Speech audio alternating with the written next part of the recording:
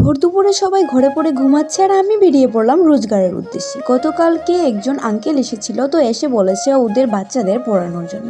তো এখানে দেখো আমি স্নান টান সেরে খাবার দাবার সেরে বন্ধুরা বেরিয়ে পড়লাম টিউশনের উদ্দেশ্যে। গরমটা তো প্রচুর পরিমাণে পড়েছে বন্ধুরা, তবুও কিছু করার নেই, যেহেতু বিকেলে আমার বাড়িতে এক স্টুডেন্ট আসে, তাই বন্ধুরা এই টাইম ছাড়া আমি আর অবসর নেই। তো দেখো বন্ধুরা আমি টিউশন পড়িয়ে এখন আবারও বাড়ির উদ্দেশ্যে রওনা হয়ে গেলাম। আমাদের বাড়ি থেকে বেশ খানিকটা দূরে এই টিউশনটা। তো বন্ধুরা প্রায় 15 মিনিটের রাস্তা অতিক্রম করে আমি বাড়ির উদ্দেশ্যে আবারও রওনা দিলাম। তো আসতেও 15 মিনিট লেগেছিল আর এখন যেতেও আবার 15 মিনিট লাগবে। তো দেখো বন্ধুরা মাথার উপর প্রচুর পরিমাণে রৌদ্র উঠেছে, মনে হচ্ছে সূর্যি মামা একদম রেগে আছে।